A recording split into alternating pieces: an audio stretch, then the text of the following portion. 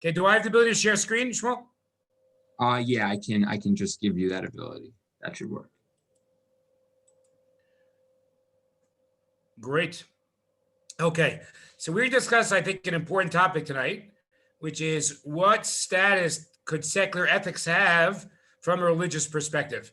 And just to tell you why I think it's important, I think we all interact a bit with the broader world. In interaction with the broader world, we might meet, let's say Clara Sandler's on campus. She might meet very nice people from University of Chicago who are not particularly religious, right? But they are quite nice. Or what about, irreligious Jews we meet who also might be very dedicated to Am Yisrael and give a lot of money to charity. So it might be troubling for us the idea that, wait, if all ethics have to be rooted in religion, can we validate or value, right, the ethical behavior of secularists? So I admit that today is going to be a little bit of a partisan argument, right? Even though I will mention other possibilities, it is going to be a forceful argument in favor of yes. And those are the sources that I'm going to emphasize. Okay, now one starting point might simply be, well, do we think ethics are objective or not? Now, it's very interesting because it's become very popular in contemporary religious writing to say that without God, there's no ethics. That's become very popular.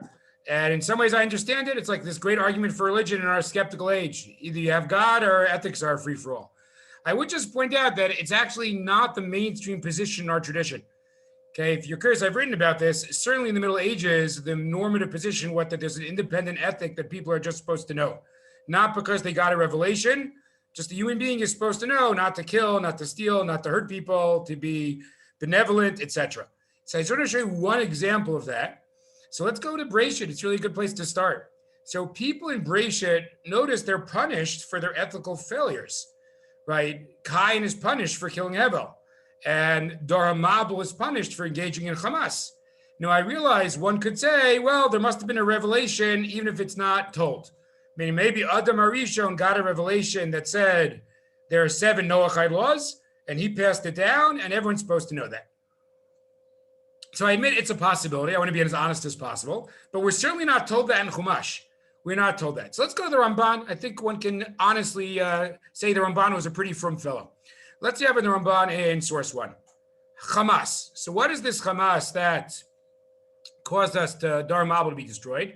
Hu hagezel ve'oshek. So it is some form of theft. V'natan l'noach hatam b'Hamas v'lo iskir hashchatat haderech. Now remember, the psukim also say he shchit kol basar et darko al haaretz. Now, without getting to what that is, it's apparently some other flaw. So we've got Hamas as one sin. We've got hashchata derech as a second sin. So why does God tell Noach that they're being destroyed for Hamas? Says the Ramban, Ki Hamas hu atam hachet hayadua meforsam. It is a well-known sin. Rabotenu amru shalav nitchatem gzar dinam. And here comes the key. I'll even show my technological expertise by highlighting it. Okay, here we go.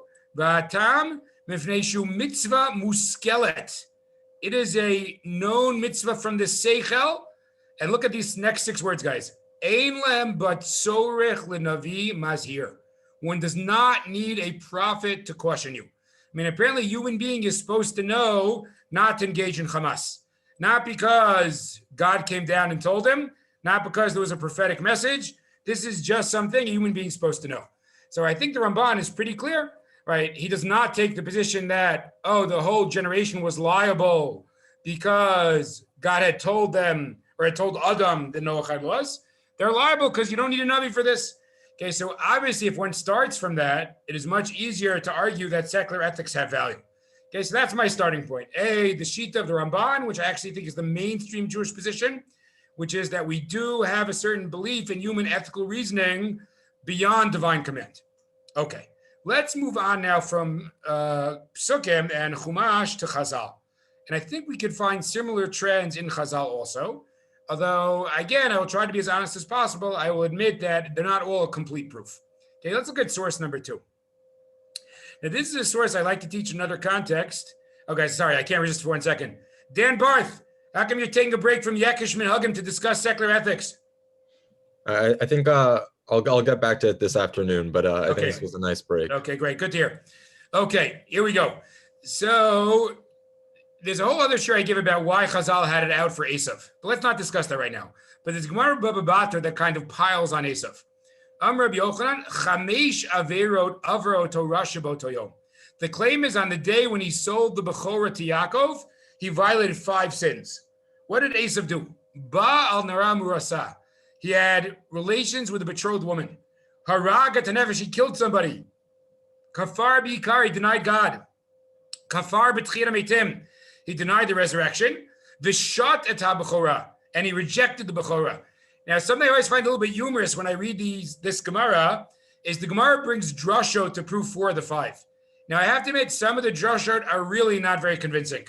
But then I get to the 5th one and I say, what kind of drasha explains that he rejected the Bechorah? So what's the answer, guys? What's the wacky drasha that shows he rejected the Bechorah? Molly, help us out here.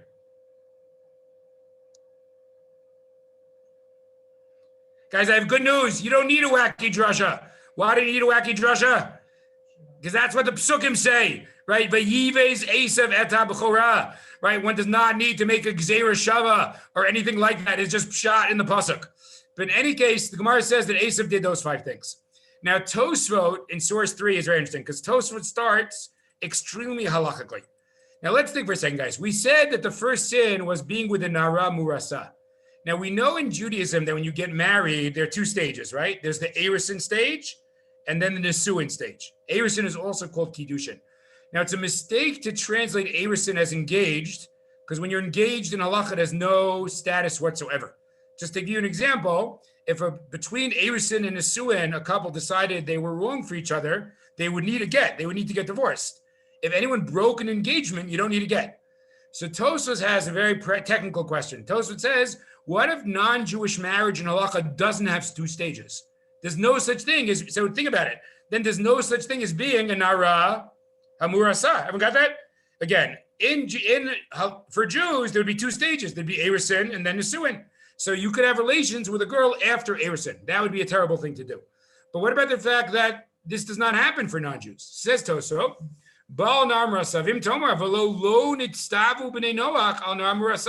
it's not part of their system. They don't really have a prohibition because it's not part of their system. Can it be in Perek Arba Mitot? Look at the answer, guys. The answer is great. Even though they're not commanded, it is an ugly thing to do. What's Tosfos' basic answer? Stop being so halachic about everything in life.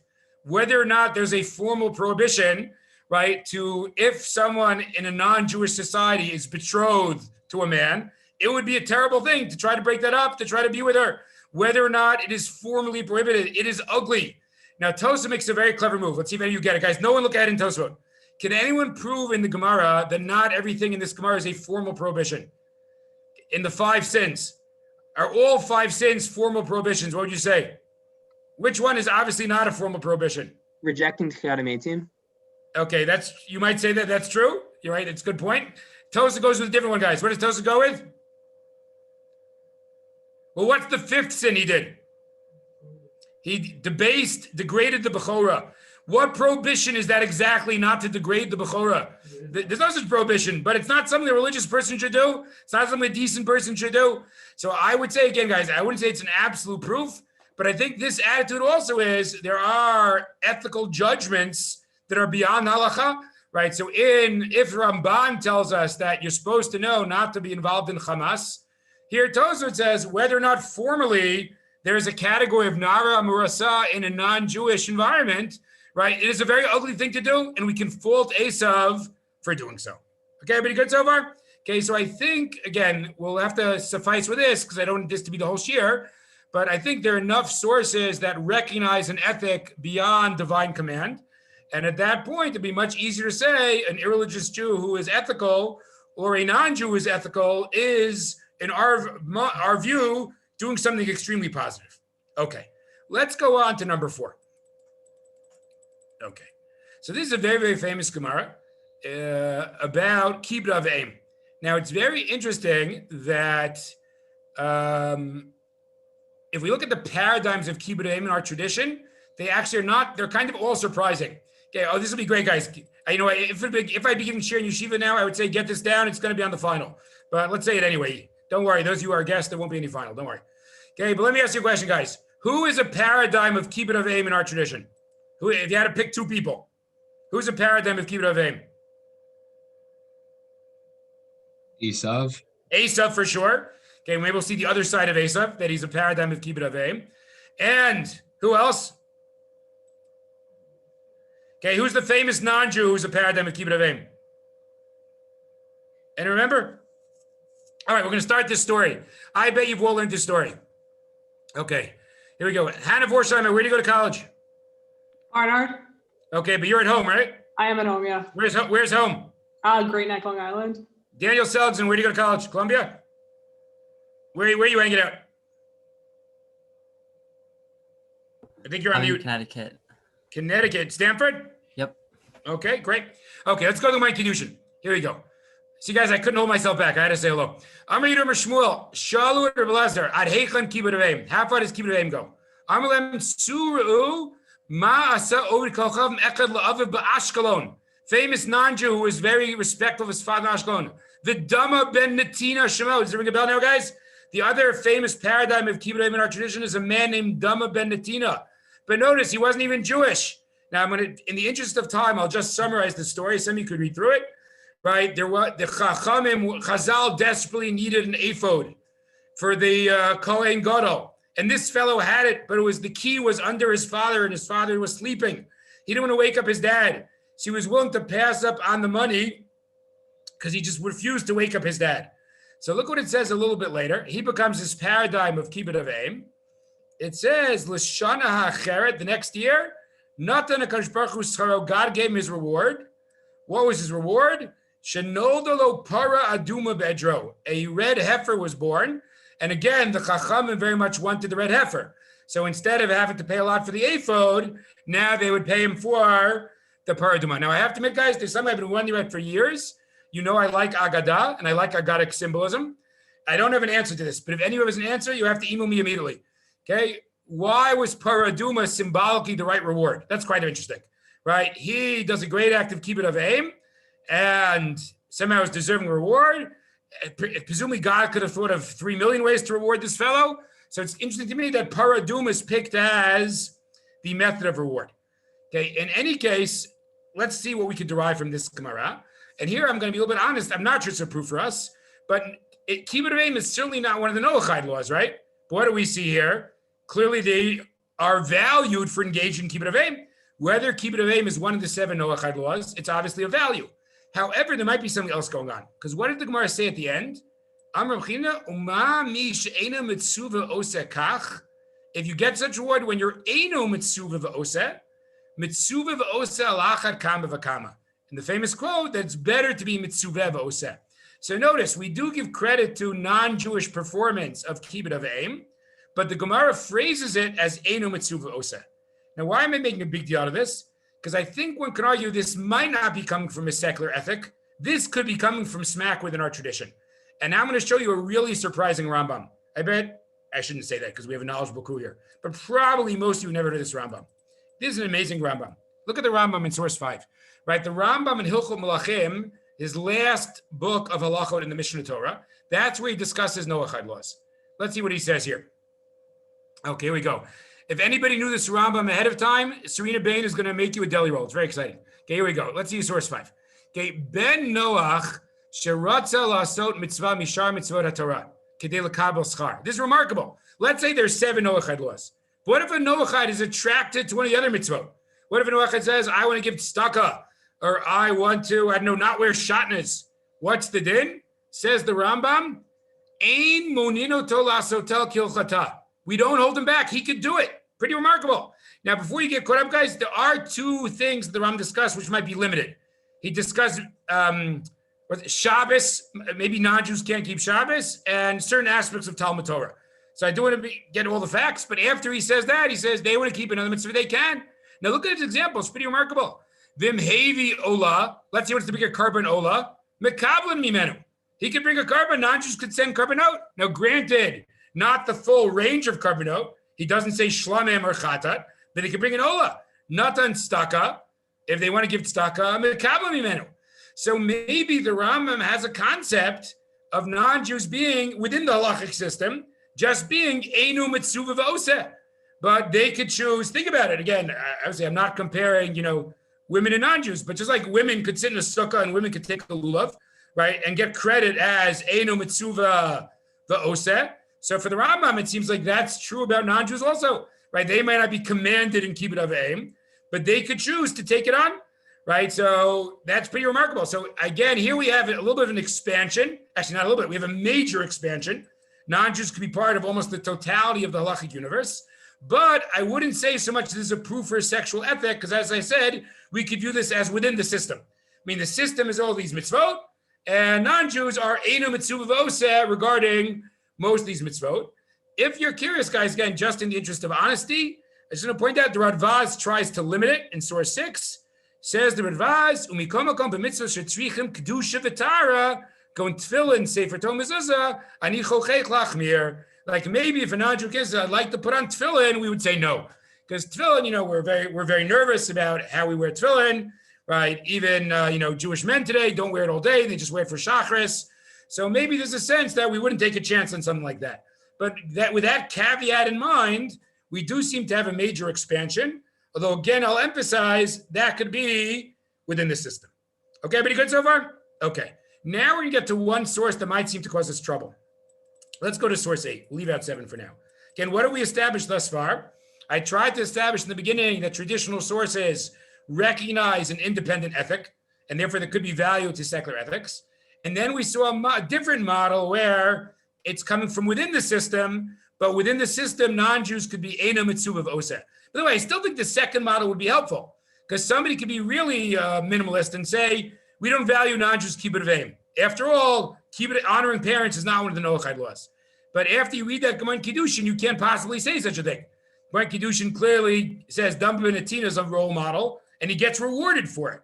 So again, even if that's within the system, as it were, within the divine command, it would still be an expansion of non-Jewish religious and ethical performance. Okay, now guys, now for the counter source. Here we go. Source 8. If you know this source, Serena's going to make you 2 deli rolls. Okay, here we go. Source 8. Kol ha-mekabel sheva mitzvos. The Rambam is defining who is a chasidei umad olam. You can't get a more important topic than that. Right, the Gemara in Sanhedrin says the pious of the nations of the world are going to make it to the world to come. Who qualifies, says the Rambam. Kol ha-mekabel sheva mitzvot v'nizhar la'asotan. If you're careful about the 7 Noachide laws, harei mechasidei umad olam. Good news, you are one of the pious of the nations. V'yesh lo chelek l'olam haba. And you have a path to salvation, guys. In my mind, I'm a very universalistic thinker. This is one of the most important ideas in Judaism. I would not love a religion where everybody who's not part of religion is cut off from salvation. Says the Rambam, no, a pious non-Jew can make it to Olam Haba. Says the Rambam, no, but now he puts in a caveat. V'hu sheyikabelotan, v'yaseotan, mifnei shetziva ben HaKadosh Baruch Hu b'Torah. Now I seem to be in trouble, at least according to the Rambam. What did the Rambam say? When are you a pious Noachide? Only when you do the mitzvot because God commanded them. That would seem to pull the rug out from under secular ethics. You could be a pious non-Jew. You could be an ethical non-Jew, but it has to be rooted in a religious worldview. It has to be because God commanded. Let's keep reading. V'odianu de Moshe Rabbeinu, shebnei Noach mikodem nitztav ben. Aval, now comes the key line, guys. This line has been debated for 800 years. Avalim asan mifnei hechra hadat. But if you do it just because of your own thinking, your own rational thinking, ein ze ger toshav, you're not a ger toshav. Eino mechasidim olam, you're not one of the pious nations. V'lo mechachameim, and you're not one of the wise. So if we stop right here, again, at the very least, I would have to concede that Rambam's not on my side. Rambam would seem to say that we only value a non-Jewish ethic that is rooted in a religious worldview. If it's not rooted in a religious worldview, you're not pious, you're not wise, etc. However, guys, this is always where one letter makes all the difference in the world. One day I'll compile an article just of the 10 places where one letter changes the world. Okay, there's, I can't really, I shouldn't do this because I don't have time, but I'm gonna tell a very quick joke. Okay, guys, very quick. Okay, my wife and I once went to Barnes & Noble on, Natan Olivi probably can't do this anymore. Wait, is Barnes & Noble on 81st open during Corona? On Broadway, 82nd and Broadway? Natan? Yeah, sorry, I was muted. Yeah, I think it is open. I haven't been there yet, but Okay, thank God. Okay, civilization goes on. Okay, so we went to hear Rabbi Joseph Telushkin speak there, and he told the following story. It's a very good story. He says he's listening to a Jewish comic, and the Jewish comic sees a rabbi. You know, comics like to respond to the crowd.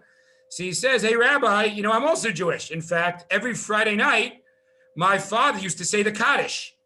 So Rabbi Telushkin, you know, being a rabbi, can't hold himself back. So he says Kiddush. Okay, so the comic says, Kaddish, Kiddush, it's so close. What's the difference? So Rabbi Telushkin says, it's the same difference between literate and illiterate. That's a good story. Okay, so sometimes one letter makes all the difference in the world. Okay, so let's take a look over here at the one letter. Okay, so the Ben Aryeh comment in the Rambam says that there's a girsa mistake in the Rambam. What should the Rambam actually say? Let's read together, guys. Einu mechasidim olam v'lo ma'chachameim nir beinai tzarich lomar umod olam ela mechachameim. What's the claim? That the Rambam, by the way, it is not just Svar, there are manuscripts that say this. What's the last line?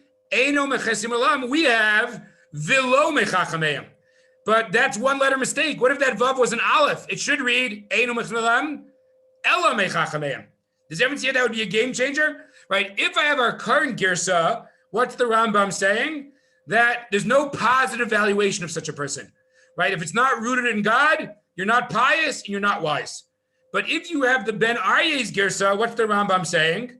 You might not be pious, but you are wise. Now, if you think about Rambam, guys, Rambam, arguably in other places also, has two categories that he values. He values piety. He values being a chassid, but he also values being a chacham. Those you've learned at the beginning of Hilchot Deot might say, oh, in the beginning of Hilchot Deot, there's more than one model. I could be a chassid and be a positive, ethical person. I could be a chacham and be a positive, ethical person. So I think according to the Ben Aryeh's girsa, now again, guys, I can't prove the Ben Aryeh is right, but with the Ben Aryeh's girsa, it changes the game here. Even Rambam would have some form of positive evaluation for the secular ethicist. Okay, so again, I want to be as honest as possible. If you have the Rambam as our printed Rambams have it, the Rambam's against me, right? The Rambam would say it's either rooted in God or it's not really worth very much, right? However, if you go with the Ben Aryeh's girsa, that it's not lo mechachameim, but rather ela mechachameim, so that really is a game changer. Then the Rambam will just put you in a different positive category. Okay, anybody with a comment or question we've done till now before we move on to the next piece? Shmuel Berman, everything good? Yeah, I actually do have a Yeah, go ahead. question. I don't know if someone else. I heard someone else speaking. If they want to go. I'll go after. Okay, yeah. So basically, a lot of this seems to like hinge on the fact that we're talking about specifically like non-Jews acting ethically or unethically. Excellent. Excellent question. What about good Jews? news? The last part of this year, we switched to non-religious Jews. Shmuel Berman, I almost paid you for that tangent, for that segue over there. Way to go. Okay, Natan, what do you want to say? I was saying, I mean, I don't know how religious like the Greeks were, but could you say that the fact that Rambam really admired Aristotle and like Greek philosophy would like point to the fact that like he did respect secular wisdom? Right. You're saying that helps the Ben Aryeh, you're saying? Yes. Yeah, I think you're right. I mean, and he does seem to think that's a good point, especially because Aristotle is arguably not really a theist, right? So that would work out well. Yeah, I think that is supportive of this girsa. Very well said, Natan. Now, guys, before we get to non-secular non-Jews. So one other question. Nice to see you. Sure. One other question. So are you interpreting the Ben Aryeh as saying that the Rambam holds that Chachamim have a chelek olam haba? Because that's a great question. The Rambam's only talking about it's true. Benham has a very good question, which is you could still say that if you read the whole Rambam, the chassid comes out better than the chacham. That the chacham is valued, but somehow his value does not translate into salvation. So Benham, I admit you're right about that. I'll say two things. One is, I think I still made progress in that he is valued, at least at this point. I mean, we don't view that act as worthless. Maybe he gets his reward in this world for the sake of argument. If you're curious, Rav Kook had a reading of it, where Rav Kook went to claim that the chacham is almost better than the chassid. So you're totally onto something. I admit it might be an easier reading to kind of do the toned down reading. The chacham is valuable, but not as valuable as the chassid. But I'll try to send Ezra the Rav Kook source. Rav Kook reads it in a more radical way. Okay, that the chacham is being valued more. Okay, you know what? Before I get to the last part of this year, I should just say hello to the last two people. Jeremy Frost, are you also from Colombia? Let's see if we can get him on here. Yes, I am. Great. Where are you hanging out now? I'm in Comac, Long Island right now. Okay. And Rachel Weinstein, are you in Barnard? Do we lose her? All right. Just there are too many people I don't know. We're just going to move on. Okay, here we go. So what about now? So Shmuel had an interesting point. Okay. So everything we discussed now has been non-Jews in the world. Like the Mabul arguably is a non-Jewish world, right? Dama ben Netina doing Kibbut Avim, right? Tosfot about non-Jews, Rambam about pious non-Jews. What about Jews? So I think the person who dealt with this most in modernity is Rav Kook, and for obvious reasons, right? When Zionism started, of course, it was a secular movement, and most religious rabbis were negative about secular Zionists, that they're not being Shomer Shabbos, they don't keep kosher, etc. Micah Gempton, welcome. See, guys, it's not all Columbia in this world. We got a little Wash U thrown in there also. Excellent. How's it going? Mike, are you in St. Louis or New York? St. Louis. Okay. I was going to tell you to ask your mom to save me some dinner, but it's not going to help in this case. Yeah, sorry about that. Okay. That's okay. Okay, so Rav Kook but Rav Kook was one of the few Orthodox rabbis who valued secular Zionism. So this really became a key question, Shmuel's question. Here you have Jews who are very dedicated to helping their people's welfare. Like imagine near Bialik and you saw a pogrom in Kishinev and you want the Jewish people to have a better existence. Okay, great. Rachel, welcome. Okay, terrific. Okay, so Rachel, you used to teach at Ramaz, right? Right, you don't have to answer. It's okay. Okay, so let's say, so now they're doing these great things, right? They're draining the swamps and preventing malaria and the like, but they're not religious in the slightest. So how are we going to look at them? So Rav Kook managed to look at them very positively. Not that he was in favor of Chilul Shabbos, but he saw the idealism and the ethics, and he claimed that this is something we have to value. Now let's look at something, because I think Rav Kook is going to give us a new model. Beyond what we've seen so far, some of you will like it and some of you may not like it, but I think it's important to see different models. Let's start with 11. 11 is still going to be the old model. We'll get to what I call the new model in 12 and 13. Okay, let's look at 11. What does Rav Kook say in the Shmona Kvatzim? These are these 8 notebooks of Rav Kook that people drew from when they put out Rav Kook's Svarim, but in the last 15 years, they were actually released in their original form. What does he say here? So, and this is a passage that also appears in Orayta Kodesh. Asur li'yirat shamayim, it is forbidden for fear of heaven, shetidachek et hamusar hativ'i shel ha'adam, that it should push off the natural ethic of a human being. Because if it does that, what do we know? Ki az eina od yirat shamayim Torah. It can't be the pure yirat shamayim. So Rav Kook says, in my world, if you're really a God-fearing person, that must lead to an enhancement of your natural ethic, not to a cancellation of your natural ethic. Now, we just at this source, we could kind of go back to the Ramban model, which is maybe Judaism believes in an independent ethic, that human beings are just supposed to know how to be nice people, that that's a value, that that's an obligation, that's an ideal. And once that's true, you could value secular ethics. So I admit source 11 is a very interesting source. The whole thing is worth reading, but you could say it goes back to number 1. However, if we go on to 12 and 13, I think we see a new model. And I'd be very curious to hear what you guys think about this new model. Okay, because you could love it in some ways, you could really not like it in some ways. You're not allowed to be indifferent. Okay, here we go. Says Rav Kook in source 12. He's talking about the ideal. This is a beautiful letter, actually. This is a letter to a fellow named Milstein, whose sons became not from. And I think they must have gotten caught up in the idealism of the early 20th century. I don't know if they were socialists or communists or the Bund or anarchists, but for everything they left religion for some other ideal. Yeah, not connected to that, Rebbe, not from Millstone, from Arova. Okay, so says Rav Kook, source 12, Einanu mitztarim. No, sorry, skip that, guys. What I just said is source 13, not source 12.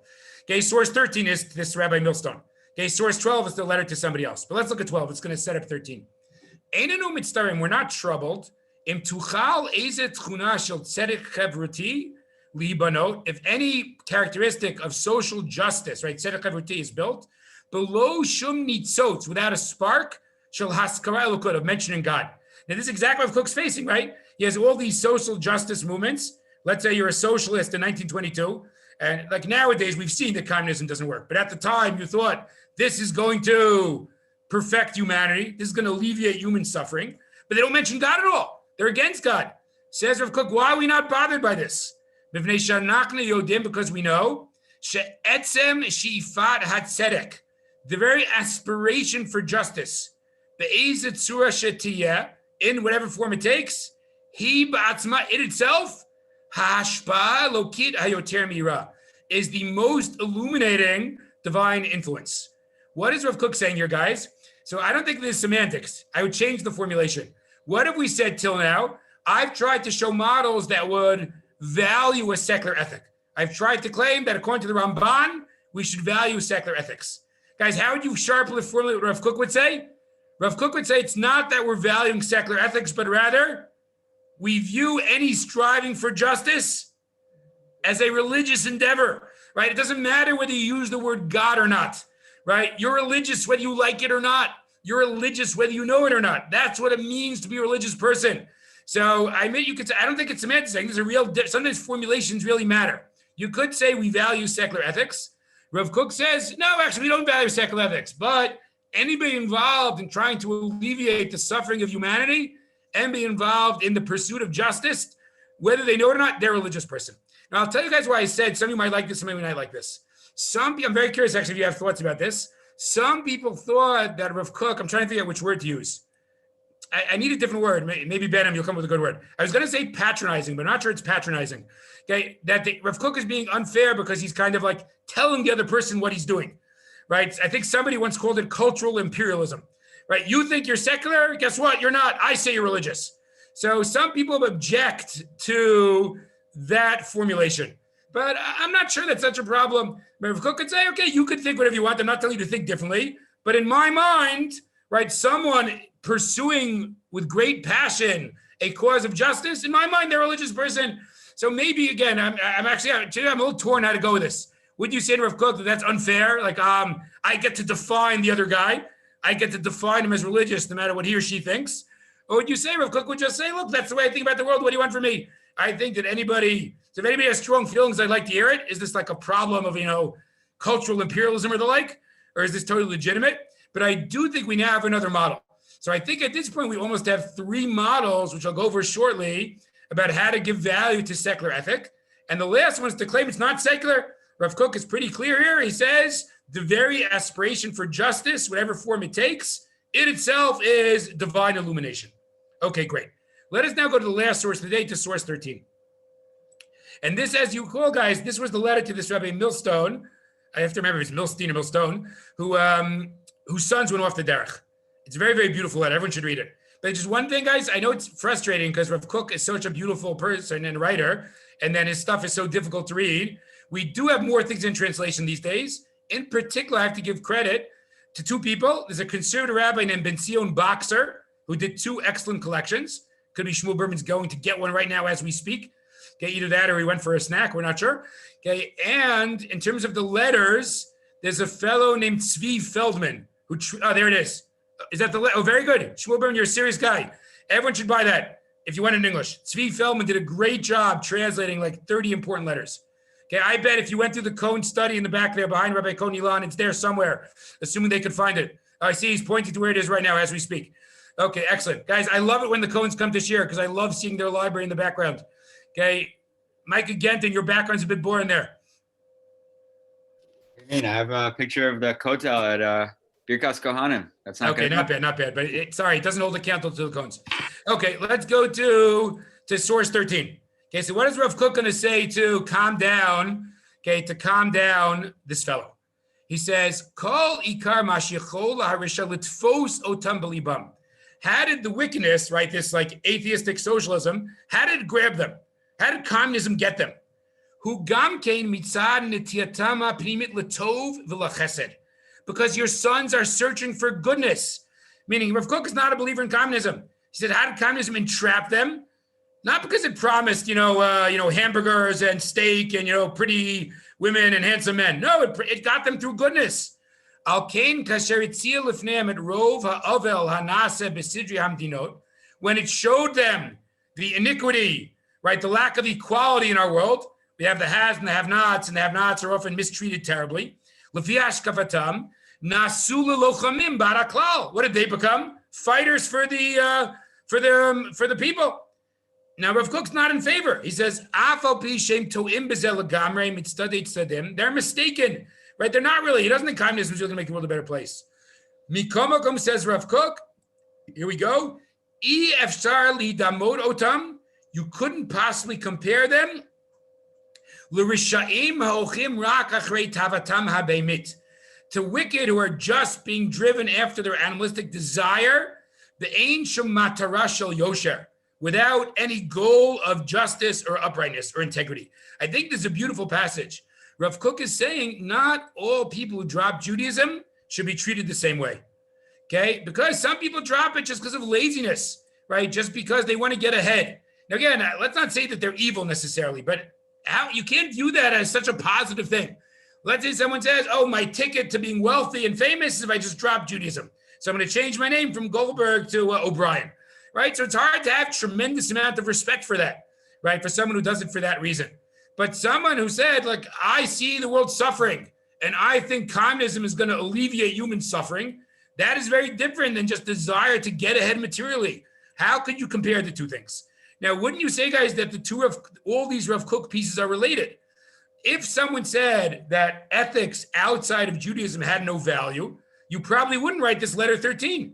You wouldn't say to this Rabbi Millstone, good news, or not good news, but be consoled a little bit.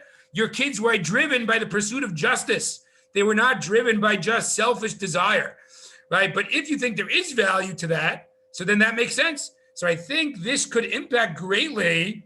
So this actually, you know what, Shmuel Berman, we're gonna go even a step further, okay? And then I'll wrap up the whole year. We started with non-Jews. Then we went to secular Jews. But now, you know, Shmuel, I didn't even plan this, but your question helped me think about this. But maybe letter 13 goes one step further. Even religious Jews who end up dropping the tradition. Maybe that's a way to even think more positively about them also. Again, if they drop the tradition for frivolous reasons, right, that's one thing, right? For selfish reasons, for materialistic reasons, then I admit there's no reason to have tremendous respect for that decision. But if they do it out of a genuine sense of, you know, ethical desire, right? They somehow feel like a more ethical place, a place to get the world to a more just society is found elsewhere. So in the one sense, I don't think we have to agree with them. Of course, we don't have to agree with them, but we can have a certain amount of respect for that. And that's exactly what Rav Kook is pointing out here in letter 13. So Shmuel, I think it's great. We can even move on to stage 3. Even a religious Jew like the Millstone sons who drops their religion, but they're involved in ethical pursuit, I think we'd have respect for that also. So guys, I'm just going to summarize the whole shiur. Take closing questions. I apologize that I'm going to end, but I'm actually giving a talk in Yeshiva in about 6 minutes. So let me just do a brief summary and then closing questions. So I tried to develop a couple of models here. One model is to simply say Judaism believes in ethics even without a divine command. That was explicit in the Ramban. I think there are many sources that indicate that, in which case a secular person who picks up on that is acting ethically, right? As the Ramban says, you don't need a prophet to tell you. A second model was a little bit more like the kibbut of a model. Because what did we call you there? Eino mitzuva osa.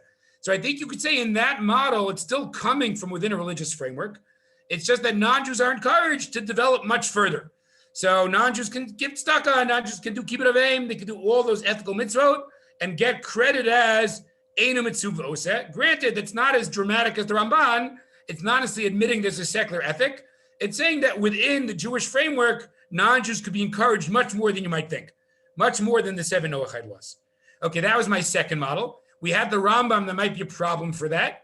But if you go with the Girsa Ela Mechachameim, although we have to deal with Benham's good point, right? There is, the Rambam himself would seem to value the secular ethic. Okay, then we had a third model beyond the Kibbut of A model and the Ramban model, which I call the Rav Kook model. Rav Kook denies that it's a secular ethic. He says, if you're striving for justice, we don't care what you're thinking. We say that's coming from a religious place. Again, I raised the question, would people object to Rav Kook kind of telling other people what they're thinking? And I'm not so sure that's a problem. I think Rav Kook could say you could have whatever position you want, and it's okay for me to think that by definition is a religious impulse. But again, we could debate the point. But once you have Rav Kook, I think, again, it's not an accident that Rav Kook treats Rabbi Millstone's sons in a very different way. He doesn't say they're kofrim, they're terrible. He says we should have a certain amount of respect for someone who ends up leaving religion for ethical reasons, right? In the pursuit of justice, in the pursuit of making the world a better place. So again, guys, I can't honestly say that there's no other source you could quote against what I said tonight, but I think there's certainly enough resource in our tradition to value a secular ethic. And that would play out A, with non-Jews, B, with irreligious Jews, and C, even with religious Jews who struggle with religion due to ethical concerns. Okay, does anybody have a comment or question on what we've done tonight or this afternoon?